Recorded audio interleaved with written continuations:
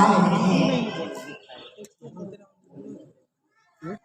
कौन है हम, कैसे हुई, कहां से आए हमारे ऐतिहासिक पूर्वज, कैसे हुआ हमारा शारीरिक और मानसिक विकास। ये हमारी कहानी है, मानव विकास की अद्भुत कहानी।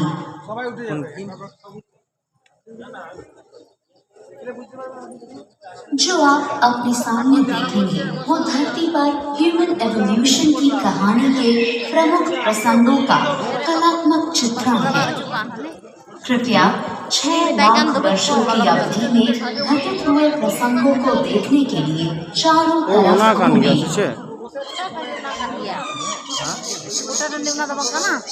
नोंतर में होड़ में ना असे हाले हाले खाली गया बका हना सर बंद दुरुगा ना आड़ी रे खाली की नेले कना उते हम बय बय को सेदा क्या भी मिलते दल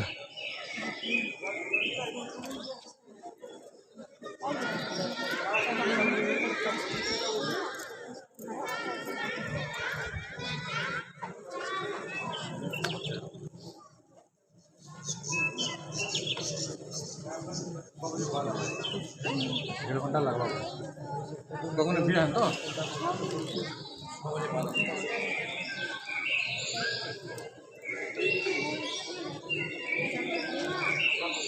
ओंडा ठीक है गोटा बन को ओहना अंत गोल ते दाना बड़ा जगह कान गया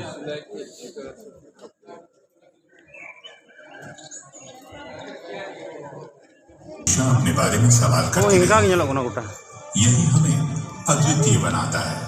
पिछले 150 सालों में हमने जाना कि हमारे अस्तित्व के राज हमारे पैरों तले हैं, जमीन में दफन, आदिम उपकरणों और जीवाश्म हड्डियों में। हमें ऐसे सुराग सबसे ज्यादा अफ्रीका से मिलते हैं। वैज्ञानिकों और पुरातत्वविदों ने अब तक जिन प्राचीनतम अवशेषों को खोजा है उनमें कई अफ्रीकी जमीन में पाए गए हैं। हड्डियों के टुकड़े हैं, इनका नहीं है, हाँ खोपड़ी के हिस्से, आदिम उपकरणों के आकार वाले पत्थर, एक ही निष्कर्ष की ओर इशारा करते हैं कि मानव समान विशेषताओं वाले प्राणी सबसे पहले अफ्रीका में ही रहते थे। हम मानव समाज का अध्ययन, उत्खनन और उससे प्राप्त वस्तुओं के विश्लेषण के जरिए करते हैं। हाल में विज्ञान की प्रगति ने हमारे विश्लेषण को मदद दी है। कार्बन डेटिंग और अन्य तकनीक से हम किसी वस्तु की आयु जान सकते हैं। अब हम पुरानी हड्डी के टुकड़ों से डीएनए हासिल कर इसकी तुलना अन्य लोगों से कर सकते हैं। करीब 50 लाख साल पहले मानव वंश वृक्ष विभाजित हो गए। आधे वानर के रूप में विकसित हुए, जैसे हमारे करीबी आनुवंशिक संबंधी चिंपैंजी, जबकि अन्य हमारे आरंभिक पूर्वज के रूप में विकसित हुए। एक अहम खोज से पता चलता है कि कब वानर इंसानों की तरह हो गए। रात में जीवाश्मित उनके पैरों के निशान बताते हैं कि पूर्व मानव वानरों का एक समूह ज्वालामुखी की छाया में चला था।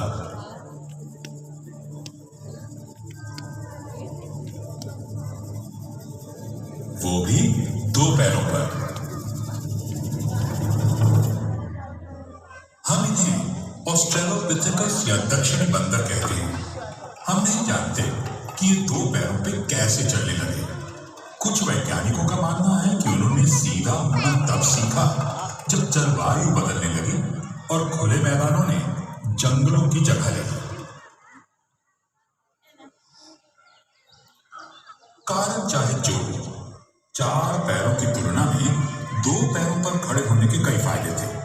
इससे वे दूर तक देख सकते थे और हाथों का इस्तेमाल खाने और बच्चों को पकड़ने के लिए कर सकते थे।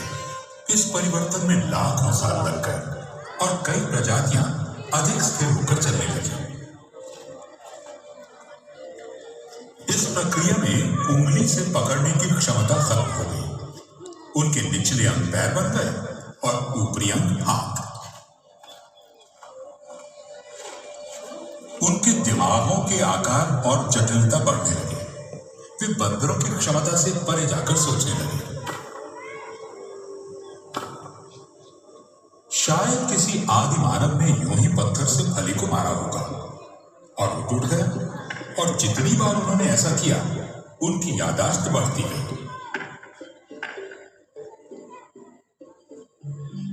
कुछ समय बाद उन्होंने पत्थरों को ही तोड़ना शुरू किया और उन्हें नुकीला बनाया, ताकि उनका इस्तेमाल फली तोड़ने के साथ साथ मांस काटने में भी हो सके। हम इन्हें होमो या मानव कहते हैं। उन्हें नए औजारों से अन्य जानवरों द्वारा छोड़े गए मांस को काटने में मदद मिली। मांस खाने से उन्हें अधिक प्रोटीन मिलने लगा। कुछ विशेषज्ञों का मानना है कि इस कारण उनके मस्तिष्क के आकार बढ़ गए। उनकी तादाद बेशक कम रही होगी, मगर वे परिस्थितियों से अनुकूल होने में वानरों से अधिक सक्षम थे और वे अफ्रीकी जंगल वाले इलाकों से बाहर जाने लगे। आदि मानव को मांस की तलाश में वहां जाना पड़ता था जहां अन्य शिकारी थे। लगभग 20 लाख साल पहले होमो की एक नई प्रजाति उभरने लगी। होमो इरेक्टस सीधे खड़े होकर दूर तक चल सकते थे और इस प्रकार खतरों से भी बच सकते थे। मध्य पूर्व और एशिया में पाए गए जीवाश्मों से पता चलता है कि इस प्रक्रिया में वे अफ्रीका से बाहर फैलने लगे। जैसे जैसे वे नई जगहों पर गए, उन्होंने नए हुनर सीखे। उनके औजार बेहतर हुए, जिनसे उन्हें मांस काटने में मदद मिली। अधिक धूप वाले खुले वातावरण में उनके बाल कम घने होने लगे। शिकार तक तुरंत पहुंचने के लिए उन्होंने दौड़ना सीख लिया। शरीर को ठंडा रखने के लिए उन्हें पसीने आने लगे, क्योंकि उनमें अन्य जानवरों की तुलना में ज्यादा ग्रंथियां थीं। कुछ साक्ष्यों के अनुसार शायद वे आग का इस्तेमाल भी करते थे और उनके दिमाग बढ़ते हुए लगभग आज के हमारे मस्तिष्क के आकार के हो गए। लगभग 7 लाख साल पहले अफ्रीका में एक नया समूह विकसित हुआ, जिसे हम होमो हाइडेलबर्गेंसिस या हाइडेलबर्गमैन कहते हैं। उनके शरीर अधिक बड़े और मांसपेशियों वाले थे, ताकि वे विभिन्न जलवायु में रह सके। अब वे सिर्फ मरे हुए जानवर ही नहीं खाते थे, बल्कि खुद भी शिकार करने लगे। मामूली औजारों की जगह हाथ की कुल्हाड़ियों ने ले ली। वे पत्थर की नुकीली नोक और धारदार चाकू बनाना जान गए, और शायद लकड़ी के भाले भी। एवोल्यूशन यानी कूद विकास की प्रक्रिया पहले की तरह जारी रही। हजारों सैकड़ों सालों के दौरान हमारे पूर्वज अफ्रीका के बाहर यूरोप और एशिया में फैल गए। होमो हाइडेलबर्गेंसिस से कई नई संबंधित प्रजातियां विकसित हुई। उनकी शारीरिक विशेषताएं एक समान थी, लेकिन उनमें से कोई भी आधुनिक मानव की तरह नहीं था। इन प्रजातियों में हम सबसे ज्यादा होमो निएंडरटॉलेंसिस यानी निएंडरटॉल के बारे में जानते हैं, जो हमारे सबसे करीबी विलुप्त रिश्तेदार हैं। उनके शरीर छोटे और गठीले थे और वे ठंड सह सकते थे। उनके कंधे चौड़े, हाथ छोटे और नाक काफी बड़े थे। वे आदिम पोशाक पहनते थे। वे पहले से बेहतर औजारों का इस्तेमाल करते थे और पत्थर काटने से पहले औजार का आकार तय कर लेते थे। वे शायद किसी आदिम भाषा में बातचीत करते थे। और सबसे महत्वपूर्ण बात यह कि उन्होंने आग जलाना और उसका इस्तेमाल करना सीख लिया था। हमारे पास निएंडरटॉल के समय के पुरातत्व प्रमाण ज्यादा है। निएंडरटॉल की जीवाश्मिक हड्डियों के फ्रैक्चर और जख्मों से हमें पता चलता है कि इनके जीवन मुश्किल भरे थे। लेकिन ऐसे भी उदाहरण हैं जिनसे पता चलता है कि उनकी उम्र लंबी भी हुआ करती थी। निएंडरटॉल और उनसे संबंधित प्रजातियों का लाखों साल तक अफ्रीका के बाहर दबदबा था। वे यूरोप से इंडोनेशिया तक अलग अलग वातावरण को सहते हुए सफलतापूर्वक रह सकते थे। लगभग 60,000 साल पहले अफ्रीका में विकसित एक नई प्रजाति बाहर फैलने लगी। ये पहले आधुनिक मानव थे जिन्हें हम होमो सैपियंस कहते हैं। कुछ समय तक ये विभिन्न प्रजातियां साथ साथ रहीं। हमारे पास साक्ष्य हैं कि वे संकरित थे और विचारों का आदान प्रदान करते थे, जैसे गहने बनाने और इन्हें पहनने के तरीकों के बारे में। उन्होंने पोशाक के लिए जानवर की खाल का इस्तेमाल किया होगा। फिर निएंडरथॉल लुप्त होने लगे, शायद इसलिए क्योंकि उनके मांसपेशियों वाले शरीरों को जरूरत पड़ती थी अधिक भोजन की। आधुनिक मनुष्य लंबे लेकिन कम वजन के थे।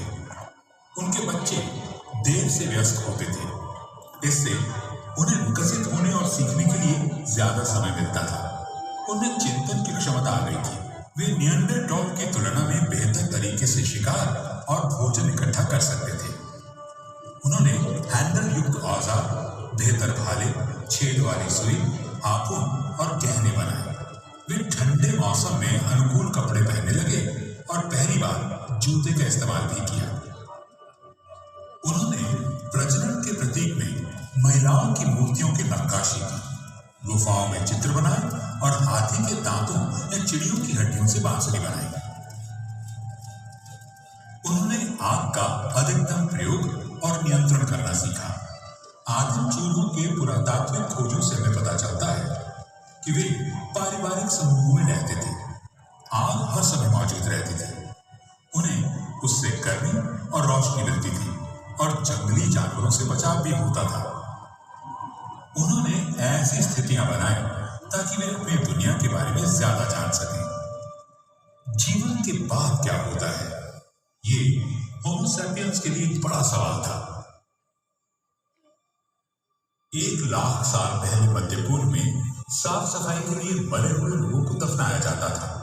हो सकता है अन्य क्षेत्रों में मूर्तों को जलाया जाता होगा, जिस कारण पुरातत्वविदों के पास इसकी कोई सबूत नहीं है। तकरीबन 40,000 साल पहले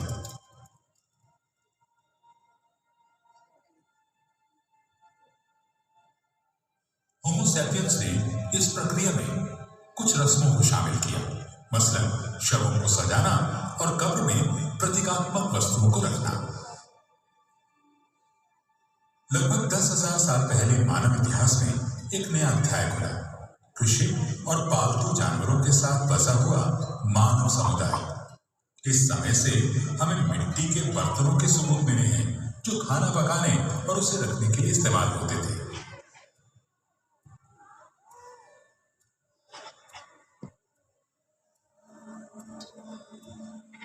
बिल्कुल वैसे ही हमें सबूत मिले बुनी हुई टोकरियों के। औजार और हथियार बनाने के लिए धातु कार्य भी प्रचलित था। मानव अपने अस्तित्व के सवालों का जवाब ढूंढने के लिए चित्रों, गीत संगीत और लिखित शब्दों के प्राचीन रूपों का इस्तेमाल करता था। शिकारी गांवों में बसने लगे और वे गांव मानव संस्कृति के उद्गम स्थल बन गए। लाखों सालों तक हमारे पूर्वजों की आबादी 10 लाख से भी कम थी। होमो सैपियंस के आने से ये सब बदल गया। हम दुनिया के हर कोने में फैल गए।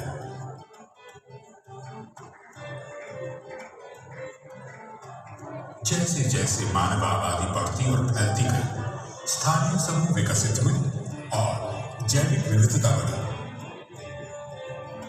वातावरण में आने वाले लगातार बदलावों के मुताबिक हम अपने आप को ढालते गए। मानव जाति निरंतर